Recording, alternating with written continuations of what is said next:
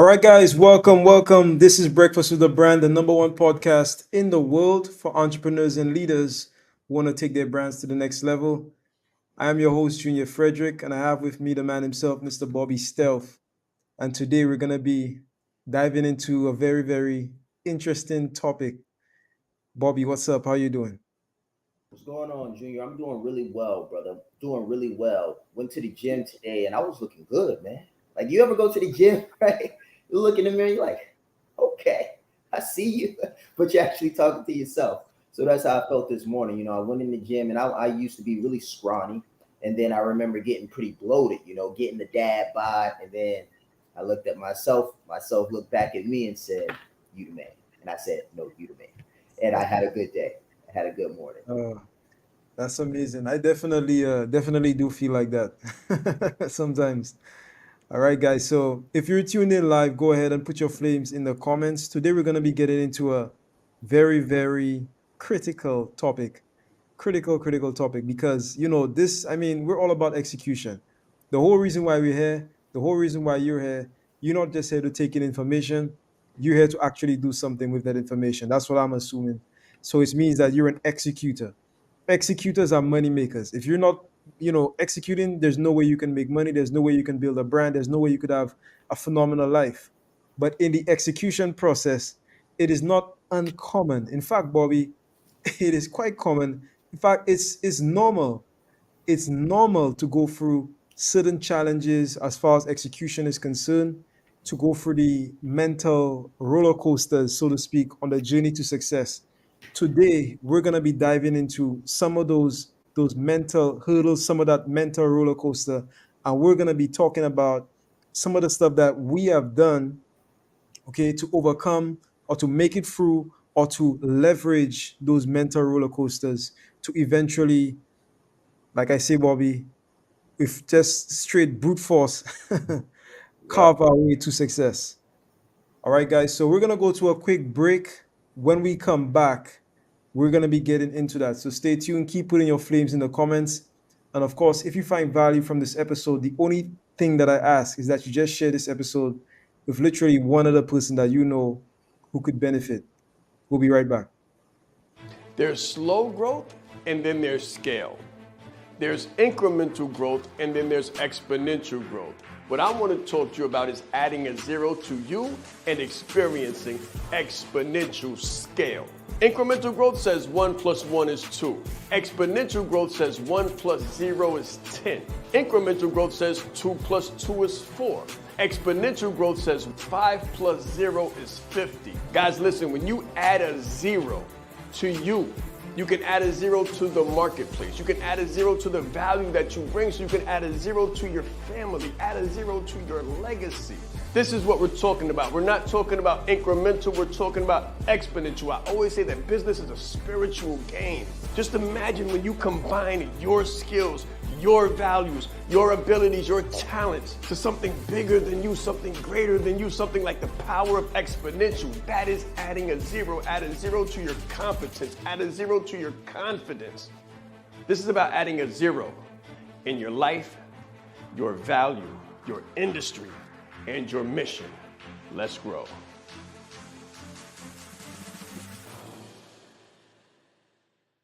So when you're young, mommy tells you to play nice. Play nice, Timmy. Let all of the other kids play too. But in business, it's not about playing nice.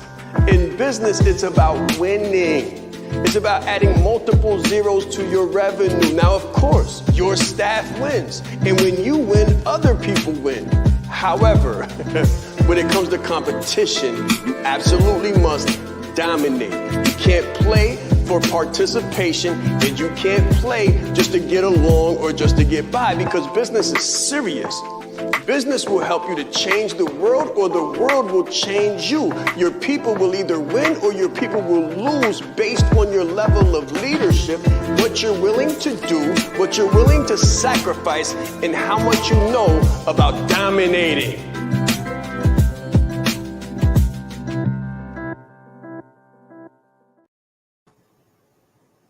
All right, guys. So welcome back. This is Breakfast with the Brand. Today we're going to be getting into the mental aspect of branding and of business.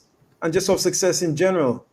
Of course, this is 100% live. So if at any point you have any questions, then please feel free to go ahead and put it in the comments. Let's Yes. get into it, Bobby. Yeah, let's dive deep into this.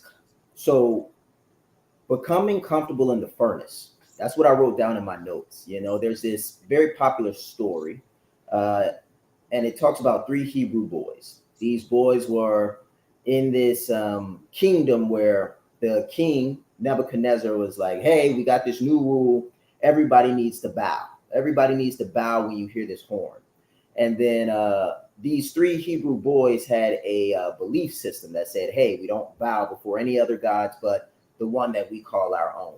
And this Nebuchadnezzar dude was talking about this other foreign god like these three Hebrew boys did not respect.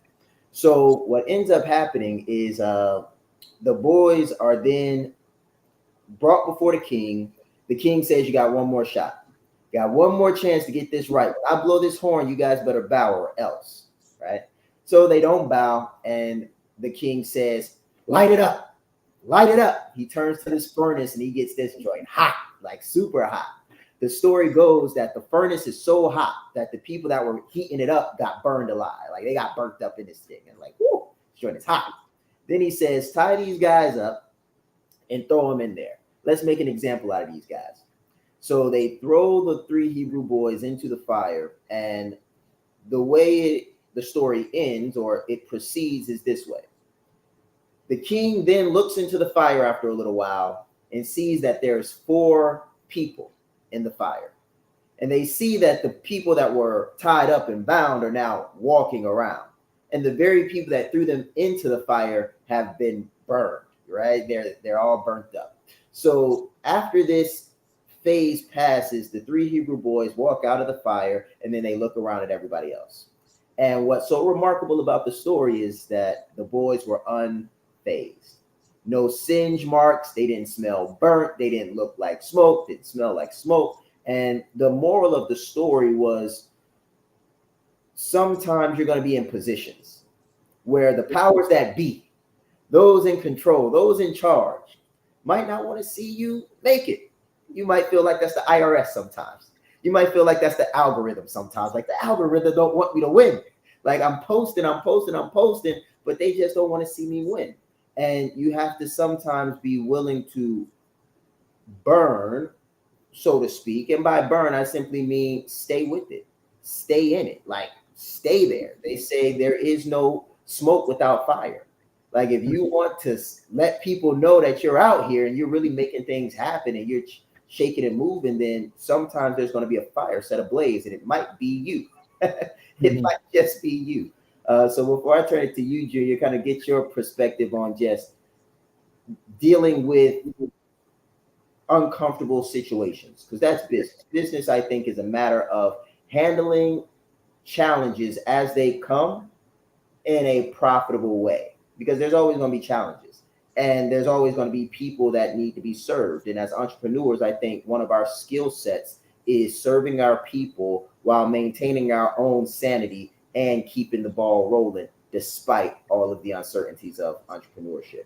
So what's your take on just being relentless, resilient, and sticking out the flame? Bobby, I think there's one rule. The rule is you never, ever, ever, ever, ever, ever, ever, ever give up. That's it. So you never quit. And if you really think about it, as long as you keep persisting, you will find a way. It doesn't mean that you won't bump your head. It doesn't mean that you won't go through trials and difficulties.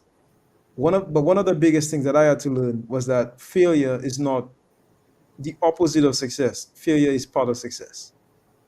In fact, I was listening to a training this morning while I woke up. So this morning I trained and I trained my body and I was also training my mind. I was doing, some sales training, and the training said that if you work hard enough, then you'll be lucky enough to fail. So if you work hard enough, you'll be lucky enough to fail. If you're not failing, if you're not being thrown in the furnace, if you're not putting yourself, or if you're not finding yourself in circumstances where you're not comfortable, it just means you're not trying. in the same way that darkness implies light, okay, the drive for success implies that there will be some kind of failure. Hmm. If there wasn't, you would already have what you want to have. Isn't that true? Like if there was no like it's like okay, if you tell me you want, let's say just say you want $1 million and you don't have it, there's obviously a reason why you don't have it. Either number one, you don't know what to do to get it, or number two, you cannot do what it takes to get it. Okay, so if you're gonna overcome any of those things, it means that there's gonna be some failure because obviously you don't know what to do. Otherwise, you would have had the thing that you want. But here's what I love the most, Bobby. I love the fact that just like a phenomenal book says, it's also the science of getting rich. It says that desire desire is potential seeking expression. Hmm. Desire is potential seeking expression. So if you can have the desire for something, it means that you can get it. Right. But here is to recognize that failure is just part of success. Failure is not the opposite of success. In fact, failure is an indicator. I would say failure is an indicator that you're on the right road. Yeah. You know, I was meditating yesterday and I was doing a detachment meditation. And it was talking about how you have to be attached to the end result, but detached from the process to get that gets you there. I thought that was very interesting because a lot of times we can, especially in entrepreneurship, like we can say, this is who I want to serve in order to make my $1 million. But as we start going through the process, we realize that the person we wanted to serve may not be an ideal client.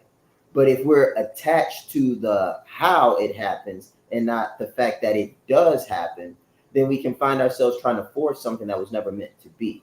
Now, the end goal could be meant to be, it could be destined for you to be a multimillionaire, destined for you to be a billionaire. Like all of these things could be destined. But if you force something to happen that's just not supposed to happen in that way, I think that's where sometimes we have to be wise enough to acknowledge failure because there's this fine line between knowing when to persist and knowing when to pivot. And sometimes I think entrepreneurs, as we mature, we learn the difference. We learn the difference between persistence and when it's time to pivot. And I think early on, like in the very early stages, and this will help you guys out because you'll be able to identify where you are, right? So in the very early stages, here's what happened to me, and this might happen to you. I was I would pivot too much. Every time something didn't go my way, I would pivot. Oh, I'm under a rebrand. Oh, I'm doing this now. Oh, I'm doing that now. Oh, I'm doing this. That's pivoting. But sometimes you pivot too much. So then you start growing and maturing as a business owner, and you realize persistence is the key. And then you get into this state of stubborn persistence. And that's when you start breaking through some barriers and then you start getting some results, you start crushing things. And then you realize that things aren't working. Like you hit a plateau. But because we had such a traumatic experience with pivoting, we're scared to pivot. And because we had some success with persistence, we think that persistence solves all problems. And that's where the maturity comes in, and that's where the failure comes in.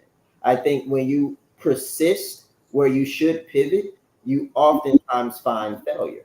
And that's good because you found something. It's like you worked hard enough, you persisted long enough, you stayed with it far enough in order to find that what you are doing will not work. And that's a form of failure. And it's identifying that. I would say Edison put it best. He said, I didn't fail 10,000 times. I found 10,000 ways that didn't work. Now that's perspective. I found instead of I failed. I didn't fail 10,000 times. I found 10,000 ways that didn't work. And I think that's what pain is about when it comes to building your brand and building your business. Like you may not know who you are out the gate. Like you're going to have to go through this process of self-development and self-discovery and knowing who you are, what you do, why you do it, who you serve. Like it's going to be a matter of what feels like 10,000 failures. but it's really just 10,000 versions of yourself that wasn't the right one. And then you find that bedrock. And I think that's something that's precious in entrepreneurship and should be spoken about a little bit more. What do you think, Junior, about really the self-discovery piece? Because I think that's crucial.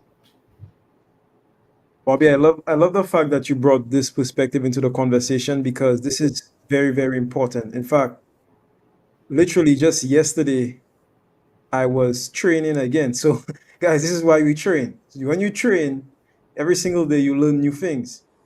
And one of the key takeaways that I learned was exactly what you spoke about, when to persist and when to pivot. This is very important. And it sort of highlights one of my, I would say, character traits for a successful entrepreneur, which is what I call accurate thinking, the ability to think accurately. Believe it or not, most of us don't think accurately. And to me, the time you know when to persist and when to pivot is this. And I wrote this down. I wrote down when the underlying thing that you believed to be true turns out to be false. So when the underlying thing that you thought was true turns out to be false, that's when you pivot. And let me explain that. So let's say, let's use a simple example of marketing. So let's say with oftentimes we have clients going through the same cycle, like doing the same thing, doing the same thing. So for example, let's say like going live. So during COVID, for example, during COVID, we know what happened. Like places shut down, businesses closed, the whole space changed from, people going into work to now people launching a lot more online businesses. We had a lot more people going live. I think that whole going live thing literally just came out around that time, if I'm not mistaken. Like Yeah. we had Facebook lives, we had Instagram lives, we had, this and all that. So there was an extremely high ROI because it was very new. Mhm. You see what I'm saying? So that like going live presented a different way for people to connect with you, especially if you're an influencer. So we saw a lot of influencers taking advantage. We saw the virtual studio going up. We saw some of the big influencers. They had these rooms with several cameras around them, and they would do like live events and stuff like that. Well, we had some people who just, pop open their phone and went live on Facebook.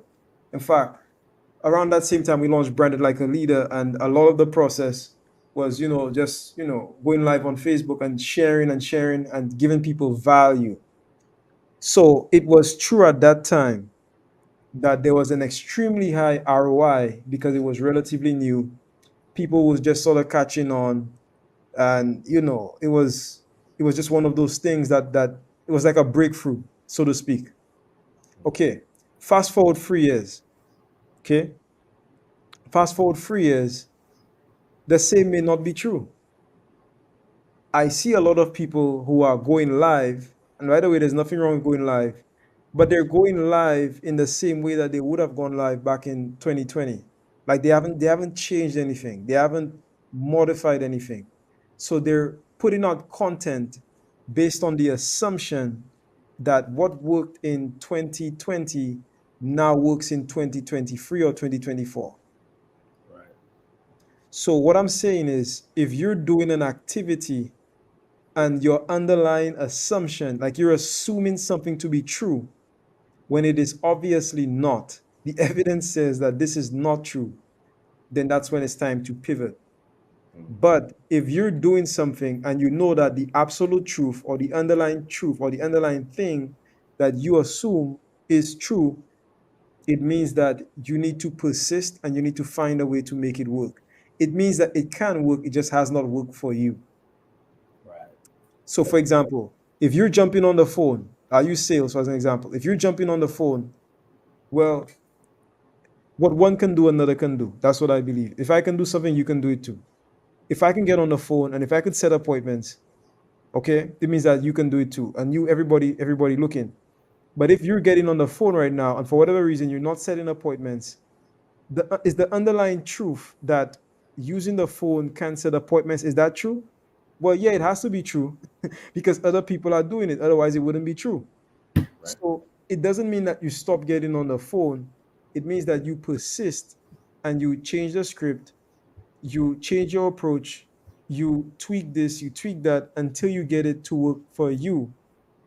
But if it was true that 100 people, 100 companies get on the phone, and let's just say, and I'm just giving like a crazy scenario just for hyperbole, like I'm exaggerating to make a point. Let's just say that every single company, like this year, let's say every single company that was generating revenue from the phone, like their revenue all fell to zero overnight. Like something was wrong with the phones. People, for whatever reason, maybe we had a new technology. Maybe we don't use phones anymore. Maybe everybody had neural links and nobody's answering no phones anymore. Like it doesn't make sense to the same way like technology has gone, like sending letters and stuff like that, or like the newspaper. By the way, which is a great example. There are people who still take like ads in newspaper, but if you look at the research and the data, it has shown that the ROI, or the number of newspapers being read, has gone down like tremendously year over year over year. And there are people that are still advertising in newsletters, newspapers, because they're assuming that the results that they got back then could be the results that they get today. That's what I'm saying. Does that Mm-hmm. make sense? So it's like you all take action based on an assumption. Everybody assumes something when they take action. You assume that if you get on the Zoom call and if you use this script is going to work and I'm going to close the prospect. You assume if I like put out something today, like I'm going to attract clients tomorrow. You assume that if you do set activity, you're going to get set results because you're going based on an assumption. Well, what I'm saying is when your assumption or what you think is true proves not to be true, that's when you need to pivot. That's when you need to change. Otherwise, you're putting yourself in what we call Chinese handcuffs. The more you try to pull out of it, the more it locks onto you. Mm-hmm. Okay. And just like the phenomenal book says, uh, U squared. Okay, U squared, one of my favorite books. It says that sometimes to get the exponential results that you're looking for, you don't need to do you don't need to try harder. You just need to try different. And that's when you should try different. When the underlying thing that you thought was true turns out to be false. That was good, Junior. That was definitely a nice breakdown of when to pivot and when to persist. So when we come back from the break, let's dive deeper into this mental roller coaster and the pain axis that produce phenomenal entrepreneurs. Because just about every entrepreneur that we've all watched grow up, know and love, your Steve Jobs, your Bill Gates, your Elon Musk, your Mark Zuckerberg, even had his stints where it was just tough. It was just tough to be them. You know, it was tough to be them, but they kept being themselves and they kept building what they set out to build. And that's what got them onto the other side of that of things. So having a conversation about that, I think, will be beneficial for everybody because there's no person that you can be better than the person that you already are. It's just really becoming the best version of that person despite what's going on around you. And that's what we'll get into when we get back. When I think of brand you, I think of being your best self, your most authentic. The reason why we were able to crush business, absolutely dominate in business without having the marketing list, without having the email huge list, without having the Facebook ads and the advertising budget, without knowing the algorithm. The reason we were able to do this is because I branded myself. I told my authentic story and I was comfortable in my skin. Why? Because it was that time in the world where everything was shifting. It was 2020, March. So you remember what happened during that time. It was like the world was coming to an end. So you didn't have anything to hold back. So I chose to give everything that I had and be everything that I am. And because I was that, because I branded me, because I was authentic, everything shifted. And people wanted more. And they wanted to know more about me and how they could become more comfortable in their skin. Listen, guys, when you brand you and not what you do, you're going to add a zero to the world, but you'll also add a zero to your revenue. Let's grow. Confidence is key. Most of the people I work with, they have the education, the experience, and the expertise. We call those the 3 E's. But they're looking for the 3 I's, the income, the impact, and the independence. And I always tell them that the bridge between the 3 E's and the 3 I's is marrying your confidence to your competence. Most of the people I work with, again, have all of the competence in the world. What I help them do is get the confidence.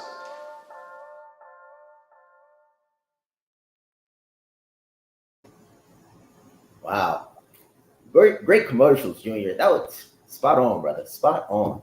Um, the reason I wanted to shout out those commercials is because one talked about branding you and the second one talked about confidence. Imagine branding you without confidence. Like, what if you branded you, but the you were branding didn't have any confidence? Like, you had no confidence in yourself or in your ability to achieve what you set out to achieve. And you'd be surprised, but most people really don't have confidence in themselves. And I think it's because society has trained us to be more dependent on one another instead of independent so that we can be interdependent. So what I mean by that is if you're dependent, you're looking for someone to do something for you. You're looking for someone to come in and pick up the slack. You're looking for someone to take something off your plate. You're dependent on them to do what they said they're going to do, right? And instead of being independent, doing what you have to do for yourself and not having to rely on anyone else, we are more dependent. So when it's time to be interdependent, which means 2 independent entities work together for mutual benefit, we don't know how to do that. And I think that was very interesting because if you brand you, but the version of you that you're branding is the non-confident, dependent version of yourself, then you may brand yourself in a way that says, hey, give me some form of handout, or hey, I need your assistance in order to do X, Y, Z. And those things are very subtle, but very important, because I remember doing that to myself. I remember being unconfident and not really knowing it because nobody called me out on it. When everybody's not confident and like nobody in the room is really, really confident, it's like you have arrogant people and then you have confident people. You can be in a room full of arrogant people and none of them have confidence. And coming from my environment, being in the Marine Corps and different things like that, it was a very ego, arrogant type environment at times, full of alpha males. So no one ever came to you and said, hey, man, you lack confidence because you have buried insecurities. Let me help you dig those up so that you can be the best version of yourself and lead more effectively. Like, those conversations didn't really happen. It was more of like, get results or get out. And that was how it was, So we got results, we got on the battlefield, we brought home, the troops, and we did what we had to do. But I just wanted to share that with you guys before we dove into the next segment of this, because confidence is key, because that's the version of you that you want to brand. The last thing that I would recommend anyone doing is branding the non-confident version of themselves. And you become more confident the more competent you become. So that's just food for thought. Set that aside. So one of the things that I wrote down was find something worth failing for. So I think that for me, one of the biggest challenges I had was feeling less than, feeling unappreciated, feeling embarrassed, right? A lot of people feel embarrassed. I know that's why a lot of people don't go live. They're like, man, I don't want to be on camera. I'm not ready. I don't look right, and stuff like that. And it's like, you got to find something worth being embarrassed over. I remember a story. It's a real story, by the way. It was about Kobe Bryant. It was maybe his first or second year in the NBA, maybe third, but he was still pretty young, still pretty fresh. And the team was losing bad. And if you know anything about basketball, statistics have a lot to do with how well you get paid, So if you hit a lot of buckets and they're getting ready to trade and your numbers are really good, then you have a good chance of getting high pay and getting not drafted, but traded well. So this was a game where the Lakers were bussing, meaning they weren't doing very well, and a lot of superstars wouldn't take the last shots.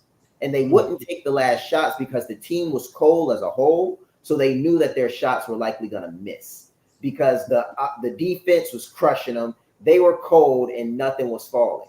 So if the superstars took the shots, they would just be messing up their averages. They just be killing their statistics, and it would be hard for them to get drafted or hard for them to get traded, whatnot. So here comes Kobe Bryant, this young fella. Anybody that knows about the Mamba knows that this guy doesn't care. He's going to attack. He shoots like 5 or 6 air balls in a row. Pulls up, coom, misses it. Pulls up, coom, misses it. This is not hitting the backboard. This isn't hitting the rim. This is airballing on national television. Do you know how much faith and belief and drive you have to take 5 to 6 shots that miss back to back, keep shooting, and then go to the gym the next day and still grind? When everybody else on the team that could have took shots too, could have, took hits on their average too, they didn't. But you did. And the reason I share that story with you is because winning and succeeding and being the best version of himself was something so important to Kobe that he was willing to fail on national television, shooting air balls, screwing up his averages, simply to be the best version of himself in that moment. And the best he could do was shoot those air balls, and he took the shots anyway. Like, that's a level of dedication, I believe, clarity, I believe. It's also a level of fearlessness, not being afraid, courage, because all of those things I think are required when you're going through the mental roller coaster of getting results. Getting results, I think, is the mental roller coaster because no one likes losing. I don't know anybody that just like sets a target and likes not hitting it. They try everything and they just like wake up smiling because they fell short. Like, it doesn't happen. So anytime you fall short and anytime you're doing your best and your best isn't good enough, I think that's where a lot of us really have to dig deep. And as I pass it to Junior here, there's something David Goggins said that I really appreciated. He said, it's on your worst days that you've got to give your best reps. It's like those are the days that the reps count the most. Like when you're feeling good, biceps are bulky, back is feeling good, and you're repping them out, like, hey, you getting it in. Good job. But it's those days you have to roll out of bed and crawl on all fours to the doggone gym, finally get in there and like put up as much weight as you can, and it's nowhere near what you normally do. It's like those days, and you still get good reps. I think is what separates the winners from those that are trying to win, and those that actually Yeah, Bobby, we call those test days. win. Yeah, We call those test days. And I think everybody has had them. It's like there's Murphy's law. So it's like when Murphy's doing his thing, it's like people don't show to meetings, you lose money, something happens, you get a flat tire, like random stuff is just happening. And just like I said on a previous episode, you will always fall to your lowest level of skill, when your back is against the wall. You will always fall to your lowest level of skill. So that's why we train every single day, so that even on the test days, our performance on test days are better than people's performance on regular days. That's what we're looking for. And when you were telling that story about Kobe, something that came to mind, and something that I realized for or among all champions, is the fact that for them it's about more than the numbers. So when I see the numbers, it's about more than the averages, it's about more than the money, it's about more than the highlights. They're playing for something else. And to me, that thing is legacy. It's about legacy. Why don't you take the shot?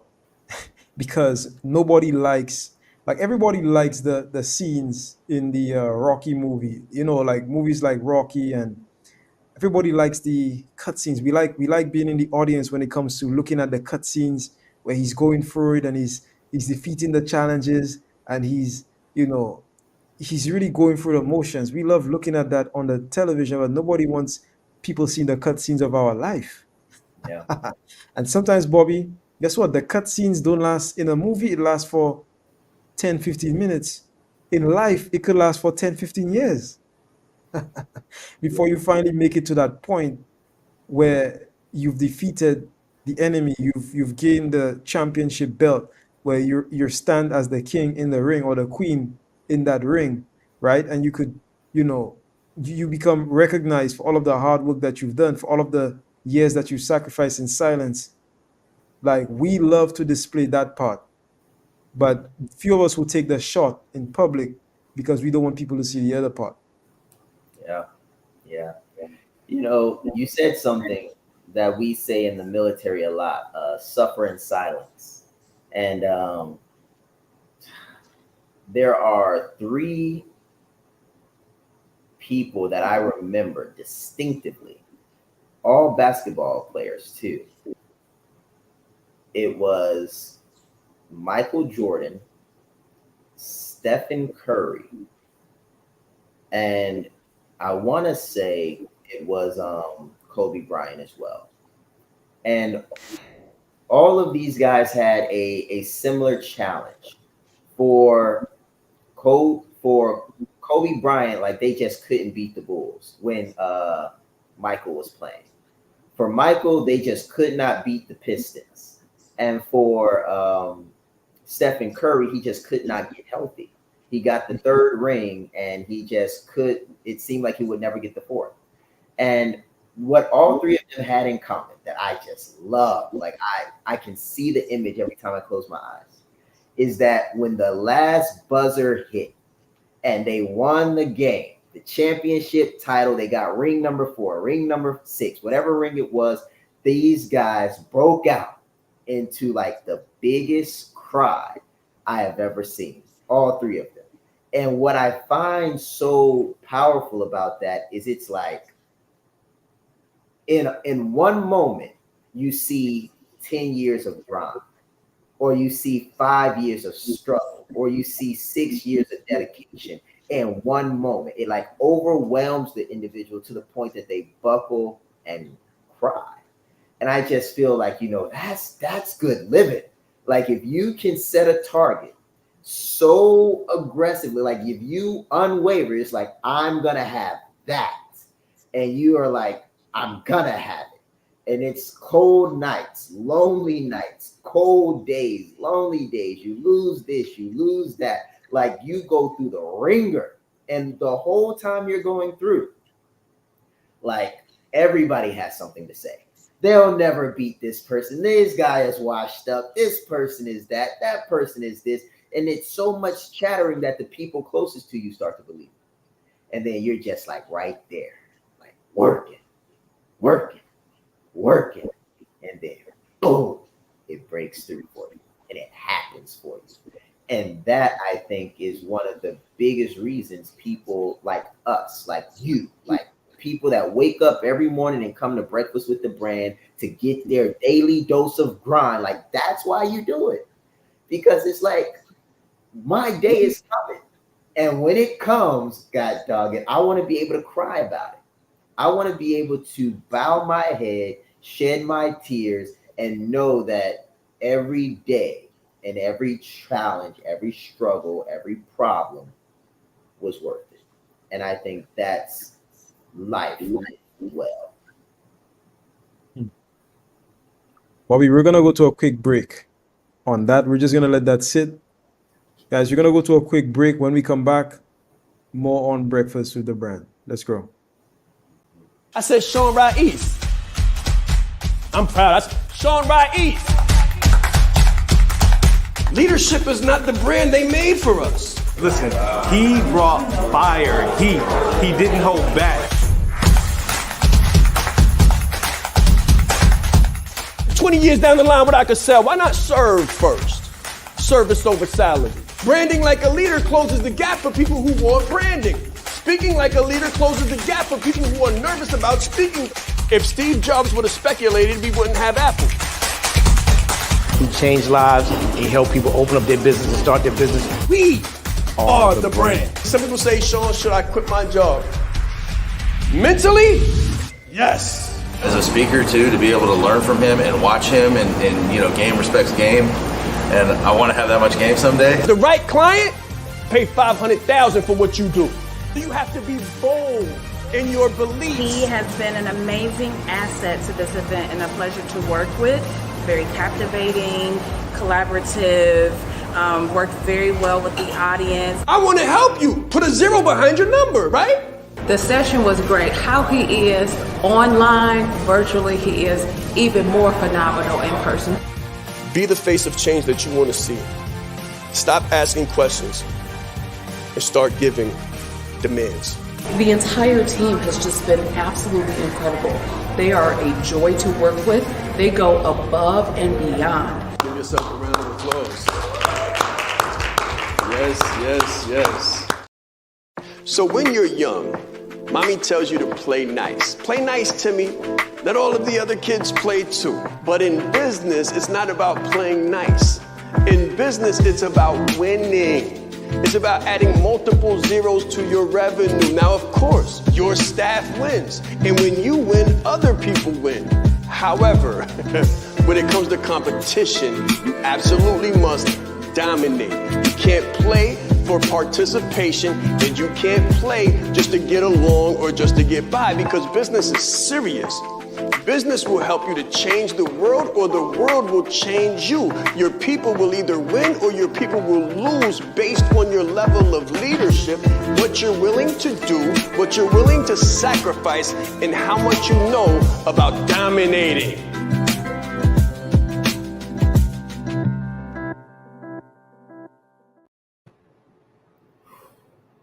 All right, guys. So welcome back. This has been very cool, Bobby. This has been pretty interesting. Pretty interesting. Perfect way to start the morning. Listen, I start my mornings every single day with what we call winning energy.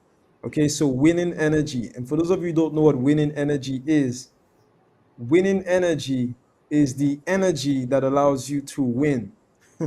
Like the energy that's going to separate you from everybody else. I want you to imagine 2 rooms. Okay, so you're going to go into 2 rooms. The first room, when you walk in, everybody's just like, the life is so hard, and and it's just like, and then when you walk into the second room, there's music playing like do do do do, and people are upbeat. They're, hey Bobby, phenomenal day, how you doing? Let's go. You ready to go, Bobby? Come on, let's get it. Which room would you rather go into? If you're like me, you're going into the second room because there's winning energy. So Breakfast with the Brand is your source for winning energy for the day. And that's why we're talking about the mindset, because the mindset part of business is actually the most important part of business. Okay. So Bobby, so many things. I could give you so many examples of, how I could have made so much progress and, so much faster if I had the right mindset. And right mindset doesn't just mean like never give up, never quit. That's the simple stuff. The right mindset is how do you think about things? I think we don't often understand, or we don't realize, like, successful people have a certain way of thinking about things. There's a certain decision-making process that they go through. It's a certain way that they attack problems. It's a certain way that they make decisions on what business ventures to get into. There's a certain perspective that they have that allows them to win. And that's what we're sharing with you this morning. So what's written will be retained. I hope you have your pens. I hope you have your notepads, because I've definitely been writing down a lot of stuff. Mm-hmm. Yeah, Junior, this has been super exciting conversation. I'm thinking about doing difficult things every day. That's what comes to my mind. Doing difficult things every day, because many of you all have probably experienced this. Put a 1 in the chat if you have experienced hitting it really, really hard for like 2 months, 3 months, maybe more, and then taking a week or two off. And you get such this release, this relief. You just go eating junk food and candy and sleeping in and watching TV. It's like you feel like you earned it. Maybe you did. But how much harder is it to get back to the grind? To Hmm. get back to the grind. So one of the things that I've learned, that I believe, I swear by this now, and it took me a long time to learn this lesson, but I'm a firm believer that you should take no days off from doing difficult tasks. I'm not saying you got to work out like a maniac every single day. Doesn't hurt, but I'm saying that do something difficult every day. Put your mind and body, if possible, into difficult situations, and then let yourself develop and adapt. Before I turn it over to Junior to close us out, we got a few more minutes. Got about 6 more minutes. So I'll be quick, but I'll share something that I learned yesterday. It was, I want to say, Jordan Peterson was talking about it. He's a psychologist that I like to listen to quite a bit. And he was talking about our genes and about like our DNA, stuff like that. So like our genes have codes in them.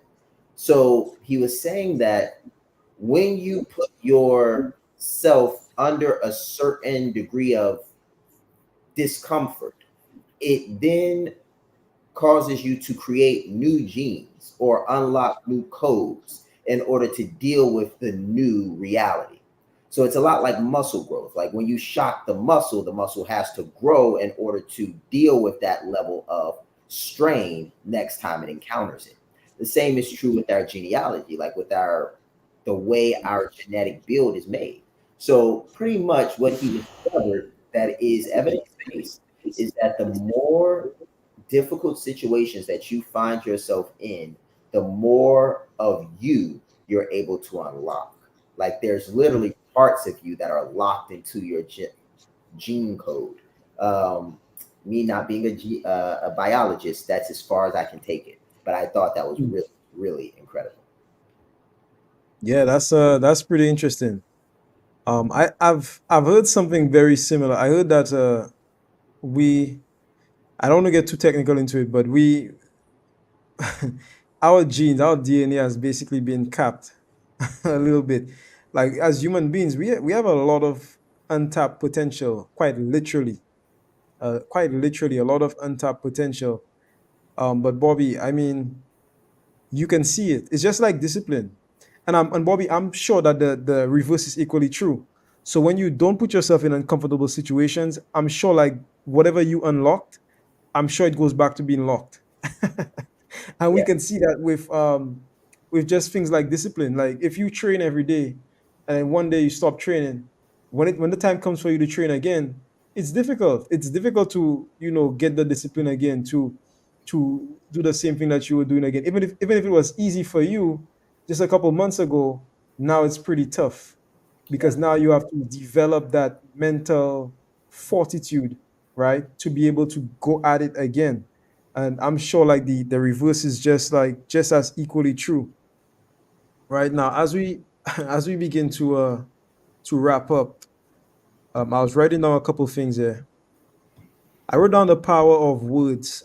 I'm a copywriter. I believe that words shape our world. So your words shape your world. If you could change your words, the words that you say to yourself and to other people, you can change your perspective. When you're talking, Bobby, so I'm talking to Bobby, I'm talking to the audience, but I'm also talking to myself. I hope everybody knows that.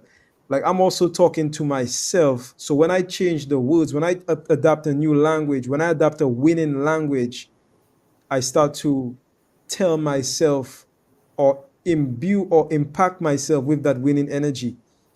And it's very important because when you speak to, let's say you're speaking to a prospect or you're speaking to a client or you're speaking to just a family member or friend, it's very, very important that you come with that winning energy and you could literally see yourself. Like picture this is Picture me with an orb of energy in my hand, and you're putting that energy into your client, into your prospect, into your family, into your kid. If you have a son or a daughter, into your son or into your daughter, into your niece, your nephew, your auntie, your mother, your father. You're putting that winning energy into them, okay? And you're putting them in a different state. You're raising their state. So, Bobby, part of state management, like we always say, like when it comes to branding, when it comes to sales marketing, the state management, part of that is you. But the other part of that, just like leadership, is also the state management of other people. Yeah. So just like I described the two-room scenario, when you get on the phone, when do people take action? If you want to inspire somebody to take action, if they go in room number one where it's dull, it's boring, it's like, is that gonna make them take action? Or if they go into room number two where the music is loud, or Yeah. is the music is just right, there's food going around, there's drinks going around, there's people having a great time, there's energy there in the room, where are you going to take action? You're going to take action in room number two because you put into a buy-in or into a phenomenal or into a winning state. Okay. And that's what I want to leave with everybody here today. As you attack your day, make sure that you do it from a winning state. Because just like in the science of getting rich, Bobby, and you'll know this as well, you could do the right thing, okay? But doing the right thing is half the battle. The other half is doing the right thing in the correct way. If you do the right thing in the wrong way, you end up getting the wrong results. So if you're moving today, make sure that, and by the way, I see winning energy as a cornerstone, literally. Make sure that you have your cornerstone intact if you're building the mental fortitude or the mental fortress of your mind today. Make sure that the cornerstone, which is your energy, is intact and is positioned in the right way so you could get maximum success. And that's my words for today, Bobby. Man, powerful, Junior. I know we're at the top of the hour, so if I had one last thing to leave you guys with, it would be when you're building a business, you don't really have the luxury to get down on yourself. You know that, like, that's a luxury. To feel bad, that's a luxury. But when you do business well, you create that luxury for others, which is, really the ability to feel, the ability to feel and love and embrace and all that good stuff. I think like the real entrepreneurs out there, like, we all have emotions, but we learn how to manage them, deal with them, and execute, because that's what you do. And if you can find the person that you can, then you afford all the people that you care about and love to actually feel and embrace life. Yes, sir. All right, guys, this has been Breakfast with the Brand. Thank you so much for joining. We'll be back tomorrow, same place, same time. Have a phenomenal day. And remember, have that winning energy as you attack today. Phenomenal day. We'll see you tomorrow. Let's grow.